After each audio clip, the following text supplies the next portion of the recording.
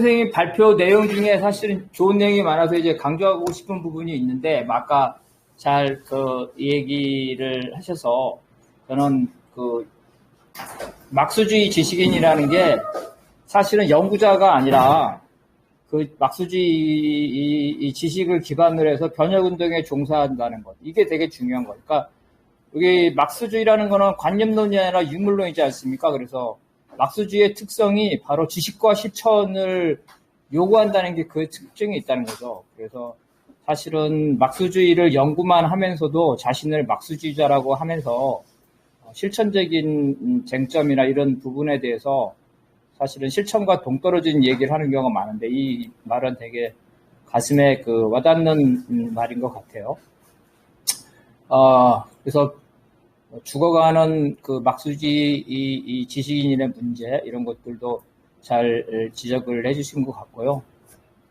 제 의견을 한번 말씀드리겠습니다. 어쨌든 우리가 이제 연구자니까 이론적인 기반을 한번 말씀을 해보겠습니다. 다 하시는 건데요.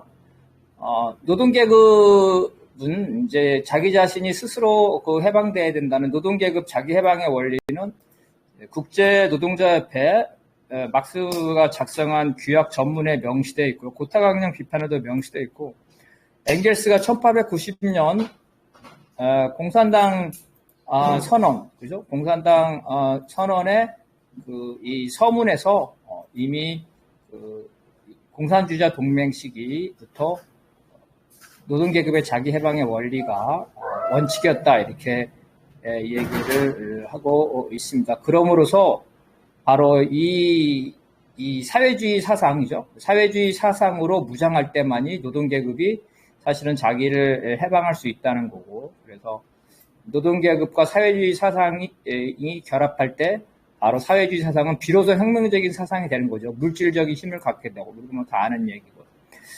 그래서 국제노동협회 창립 선언에도 막스가 다시 한번 강조하는데요. 노동자들은 이미 성공의 요소인 사회의 다수죠. 오늘날 사회의 다수를 되고 있고, 그 다음에 이 다수가 노동조합이라 이런 걸로 조직되고 있죠. 근데 그것만 가지고는 노동조합이 스스로 해방될 수가 없고, 이 지식에 의해서 지도됩니다. 여기서 말하는 게 이제 지식인이 아니라 지식에 의해서 지도가 된다는 거죠.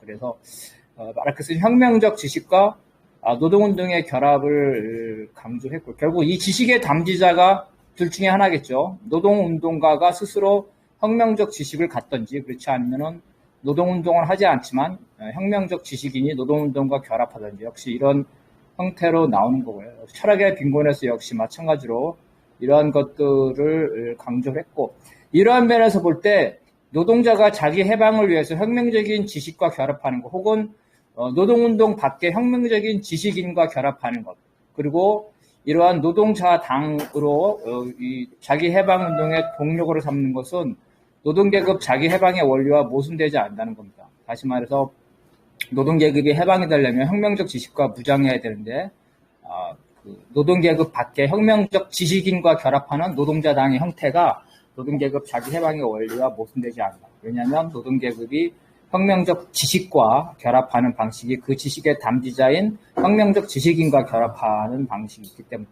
거죠. 이런 면에서 볼 때 공산당 선언에서 이미 나오죠. 혁명적 지식인이 프롤레타리아의 혁명운동과 결합하는 걸 역사적 필연이라고. 그래서 자본주의사에서 노동자 계급층의 절정에 이르면 부르주아 사상가의 일부는 이러한 역사운동을 각성하고 혁명적인 프롤레타리아로 넘어온다고 얘기를 했고요. 결국 막스는 자신의 단개념을 사회주의 이론과 노동자 운동의 결합, 혹은 사회주의자와 노동운동가의 결합, 이런 걸로 했고, 이것이 바로 이제 노동계급 자기해방의 조직적 원리이고, 이걸 바로 이제 레닌이 바로 사회민주당의 조직 원리로 다시 한번 재확인하게 되는 겁니다. 그래서 러시아 사회민주당의 건설 방식을 사회주의와 노동운동의 결합, 선진적인 사회주의 지식인과 노동계급의 결합으로 정식화시켰다는 거죠. 이론적인 측면이 있고, 이제 현실에 와가지고 사회주의 담론과 사회주의 지식인의 역할에 대한 평가를 본다면, 아까 말한 대로 사회주의와 노동운동이 결합하는 거죠. 노동계급이 혁명적 지식을 담지하는 방법은, 첫 번째 방법은 일치하는 거죠. 노동운동의 밖에 혁명적 지식인이 아니라 사회주의자와 노동운동가가 하나의 사람으로 되는 거죠. 노동운동가가 사회주의자가 되는 것, 이런 겁니다. 근데 현실에서는 쉽지 않지만 실제로 현장 출신의 사회주의 지도자가 나올 수가 있죠. 여기에 해당되는 겁니다.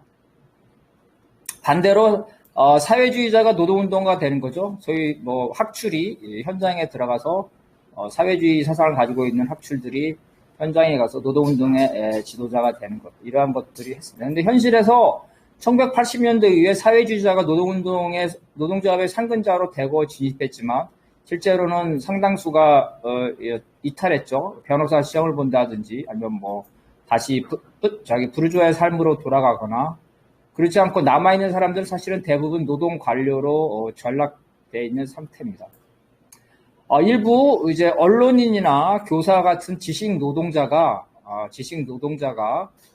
사회주의 사상을 가지고 있죠. 이들이 노동조합의 지도자가 된 경우도 있죠. 그렇지만 이 노동조합의 경제주의라는 부분, 그리고 노동조합의 조합민주주의라는 부분에 있어서 이들이 정치 투쟁으로 나아가지 못한 경우가 많습니다. 물론 그중 일부는 민주노동당이나 각종 정당 건설에 나아간 경우도 있겠습니다. 그 다음에는 이제 사회주의가 노동운동을 결합하는 방식이 사회주의자와 노동운동가가 별도로 존재하고 이게 결합하는 거죠. 이런 건 결국은 당이죠. 당. 초창기에는 노동운동의 밖에 사회주의자 혹은 사회주의자 그룹이 비공식적으로 노동운동을 지도했죠. 그래서 정치적 세포죠. 80년대에 많이 했죠. 이런 정치적 세포가 개별적인 노동조합을 정치적으로 지도하는 방식이었던 거죠. 그러면서 구로동맹 파업이다 이렇게 된다면 그러한 정치적 세포들이 연합을 해서 어떤 사건이나 운동을 하게 되는 이런 방식이었고, 그렇지만 오늘날 민주화 이후의 총연맹 시절에는 이러한 정치적 세포가 노동조합을 지도한다는 건 사실상 불가능하다. 왜냐하면 노동조합은 이미 총연맹의 형태로 존재하고 있죠. 총연맹의 형태로 존재하기 때문에 소수의 세포가 총연명의 지도와 총연명 질서 안에 있는 개별 노동조합을 지도한다는 건 사실상 어렵게 됩니다. 결국은 오늘날 민주화 이후에 총연맹이 건설된 이유는 총연맹과 사회주의 정당 혹은 진보 정당과의 관계가 되는 겁니다. 결국 노동자당이 총연맹을 정치적으로 지도해가는 이러한 형태가 되는데, 그렇다면 오늘날 봤을 때 과거에 이제 뭐 민주노동당이라든지 그다음에 그 노동자의 힘 정도는 사실은 당의 형태로서 그 노동조합을 지도했다고 볼 수가 있겠죠. 사회당이라 이런 그 이후에는 사실은 그 정도까지 가지 못하고 봅니다.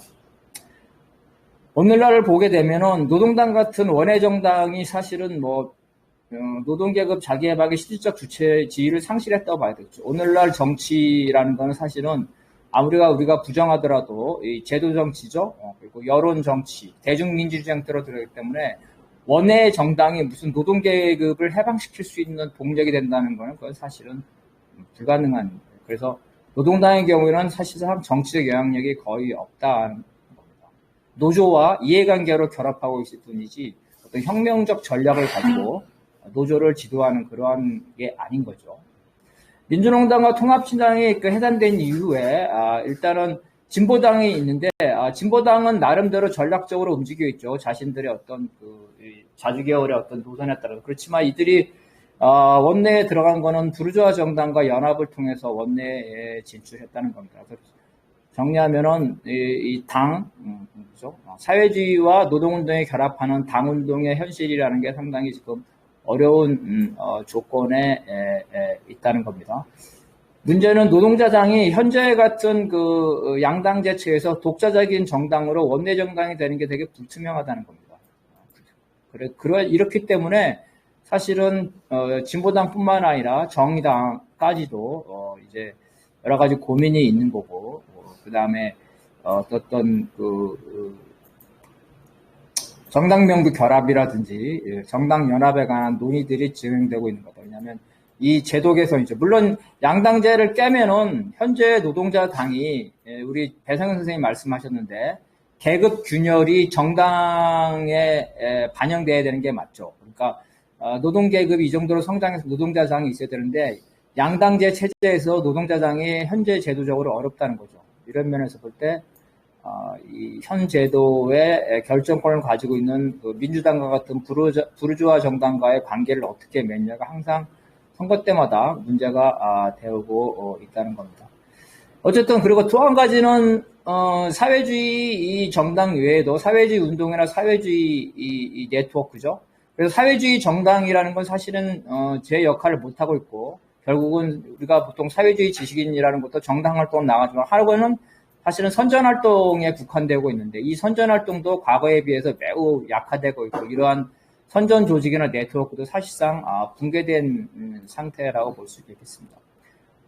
끝으로 이제 그 사회주의 담론의 경우에는 아까도 말했지만 80년대에는 러시아 혁명론이나 레닌주의가 우리한테 많은 공감을 줬지만 지금 이 한국 사회가 인구 5천만에서 이탈리아 다음으로 가는 10대 어떤 그 발전된 부르주아 사회이고 물론 국가보안법이나 분단이라는 문제가 있지만 상당히 발전된 자본주의 국가에서 러시아 혁명론이나 레닌주의는 오늘날 한국 사회에 맞지 않다고 봅니다. 그럼에도 불구하고 우리는 그 80년대의 그러한 열정을 오늘날까지도 강요하면서 러시아 혁명론이나 레닌주의에 갇혀 있다는 거죠. 반대로 노동해방 중심의 사회주의 담론을 부정하는 것. 이제 사회주의가 노동 중심이 아니다. 무지개다. 뭐 이런 식으로 나가는 이러한 도발적인 것도 있다는 겁니다. 그래서 저는 레닌보다는 마르크스의 담론을 주목해야 된다. 왜? 마르크스는 러시아의 포갑체, 즉 레닌이 겪었던 러시아의 혁명 시기와 유사한 프로이션이죠. 군주 체제를 겪었고 바로 그게 공산당 선언의 시기였다는 거죠. 또 한편으로는 이런 부르주아 혁명을 거치면서 1848년 사회혁명과 1871년 꼬미를 거쳤을 뿐만 아니라 영국과 같은 부르주아 민주주의가 발전한 자본주의에서도 의회주의 혁명의 가능성을 받고 독일 3인당도 마찬가지죠. 그 독일 3인당의 마르크스의 후계자들이 러시아 혁명 모델을 거부했습니다. 독일 3인당의 개량주의를 낯살주의라고 저는 그렇게 보지 않고 독일 3인당의 개량주의는 마르크스주의가 수정된 거다. 변질된 거라고 보지. 무슨 마르크스는 잘 됐는데 뭐 낯살주의를 받아들일 거야. 마르크스주의 자체가 변했다는 겁니다. 러시아 모델과 그 독일 모델, 러시아 모델과 유럽의 모델은 다를 수밖에 없다는 거고 로자 룩셈부르크가 파리 꼬민처럼 장렬하게 러시아 모델을 독일에 적용하자 하겠지만 조건이 달랐죠. 러시아에서는 그 황제가 정권을 끝까지 가지려고 했지만 독일에서는 1차 대전 패한 다음에 황제가 제1당인 독일 3인당에게 정권을 넘기죠. 그러니까 독일 3인당이 봉기할 이유가 없는 거죠. 권력을 받았는데. 이런 개량주의적인 조건이 있다는 거. 어쨌든 이런 러시아의 길과 그 유럽의 길을 그람시가 나름대로 했다는 건 아까 뭐 얘기한 것 같고요. 그래서 이런 게서 우리가 현실적인 걸로 이제 과제로 본다면은 여전히 사회주의와 노동운동의 결합으로 사회주의 정당은 반드시 필요하고 바로 이 사회주의 지식인은 이러한 정당 건설에 사회주의자가 사실은 노동운동과 결합하는 거는 정상적인 방법은 정당밖에 없다는 거예요. 사회주의자가 뭐 노조 관료가 되거나 쉽지 않지 않습니까? 맞는 것도 아니고. 그래서 사회주의가 자기 사회주의 변혁 운동을 하려면 기본적으로 정당 건설이 가장 기본적이에요. 정당 건설을 하지 못하는 사회주의 지식인은 사실은 사회주의의 가장 중요한 본질적인 부분을 실천하지 못하고 있는 거예요. 가장 중요한 목표는 바로 사회주의 정당 건설이 돼야 된다는 거예요. 그리고 이러한 사회주의 정당은 특정 정파를 확대하는 게 아니라 노동계급의 자기 해방을 실현할 수 있는 거기 때문에 공산주의자든 스탈린주의자든 트로주의든 마오주의자든 어떠한 특정 노선이 아니라 그러한 것들의 다양한 노선들이 있는 사회주의 정당이 된다는 거예요. 러시아 혁명 전에 뭐 스탈린주의하고 뭐 트로주의가 서로 같이 있지 않습니까? 나중에 혁명 이후에는 싸우더라도 혁명을 하기 위해서는 노선이 다르더라도 같이 가요. 근데 오늘날 어때요? 오늘날은 혁명이 아니라 자기 특정 노선을 확대하기 위한 사회주의 운동을 하고 있죠. 그래서 정파적 사회주의 운동을 하고 있는 겁니다. 한 줌도 안 되는 사회주의 세력들이 각각 자기 노선에 따른 정당을 하고 노선이 다른 사회주의에 대해서는 같이 당을 못한다. 이거는 노동계급의 자기 해방, 즉 사회주의 혁명을 위한 이 운동을 하는 것이 아니라 특정 노선의 확대 재생산을 위한 운동을 하고 있다는 거예요. 이런 방식으로 해가지고 사회주의 지식인이 자기의 소임인 노동계급의 해방을 할 수가 없다는 거죠. 그 다음 당 이후로는 사회주의 담론가 네트워크인데, 다 아는 얘기지만, 이러한 재정과 조직을 80년대 민주화 이후에 대학에 진출한 인맥에 의존해왔죠. 근데 권력과 자본은 한국연구재단을 통해서 사회주의 담론과 인맥을 제도에 의존하고 실천적인 변혁 담론이 아니라 사회주의가 하나의 지식상품이 됐어요. 상품은 뭐예요? 재고는 안 팔리죠. 새로운 상품을 만들어야죠. 끊임없이 새로운 사회주의 이론을 하고 전통적이고 우리가 그러한 것이 아니라 새로운 것, 틈새, 이런 것들을 하는 거죠. 현실에 파괴되어 있는 사회주의 운동을 재생산하는 것보다는 새로운 관점을 끊임없이 만들어 신상품, 사회주의 신상품, 지식상품을 만들어내는 자본주의 지식체계의 구색 맞추기로 전락되어 있다는 생각입니다. 전반적인 사회주의, 탈사회주의 사회 배경에서 대학을 토대로 한 사회주의 담론과 네트워크는 보수적인 학문 권력이 천천히 고사당했고 결국 대학 내 사회주의 지식인은 정교수를 찾아보기 힘들 정도로 재생산에 실패했고 대학을 토대로 한 담론과 네트워크는 희미해지고 있다는 겁니다. 물론 이제 아직까지도 가끔 그런 것들이 이루어지고 있지만 현실이 이렇다는 거고요. 물론 대학 내 사회주의 담론과 네트워크를 재건하는 것을 포기할 수 없습니다. 정교수 한 명 있는 게 엄청나게 중요하죠. 어떻게든 간에 사회주의 지식인 중에 정교수를 만들어내야죠. 엄청나게 중요한데 그것만 가지고는 안 된다고. 이미 우리에게 평가가 그렇다는 거예요. 중요한 건 자생력. 자생력을 가지고 있고 혁명적 실천을 하고 있는 것들이 중요하고 그런 것들이 연구소라든가 이론지가 나름대로 있고 이러한 소통과 연대 사업을 활성화할 필요가 이런 면에서 최근 아까도 말했지만 마르크스 연구 창간 20주년에서 했던 세미나가 나름대로 의미 있는 시도라는 겁니다. 그래서 저는 이제 당이라는 사회주의 지식인이 당건설이라는 큰 목적을 가지고 있으면서도 실제로 할 수 있는 건 당장은 사회주의 지식인의 네트워크고 담론의 재생산이라는 것 때문에 경연 단위로 이제 각 대학도 필요하겠지만 대학이 아니더라도 지금 자생하고 저희도 사실은 나름대로 자생적으로 있는 연구소고 이런 이론지들이 있다는 거예요. 이런 것들이 모여서 사회주의 프로그램을 경연 단위로 하고 기존에 이제 이 대학을 빌려서 했는데 앞으로는 아마 대학 빌려서 하기도 힘들 수도 있어요. 오히려 대학보다는 민주노총이나 이런 데 보면은 민주노총들 회의실이 여러 개 가지고 있거든요. 그러면 주말에 한 건물에 여러 회의실이 있고 또 바로 옆에 금속노조도 있고 사무금융도 있고 그래가지고 대학에 기반은 아니더라도 이 자생적인 연구 담론과 네트워크를 우리가 할 필요가 있어서 배성현 선생님이 말하고 다만 대학을 중심으로 한 그게 불필요하다는 건 아니고 그것도 필요한데 거기에 의존해왔던 기존의 것을 평가를 하고 우리가 부족하더라도 이 자생성을 가지고 있는 어떤 연구소나 이론지 그리고 이것들이 서로 간에 노선이 다르더라도 담론을 만들어내고 네트워크를 재구성할 필요가 있지 않냐. 결론적으로 배성현 선생님이 주장한 20명을 무죄파하는데 20명이 안 된다는데 그 머릿수 하나를 저도 채워줄 의사가 있습니다. 여기까지입니다.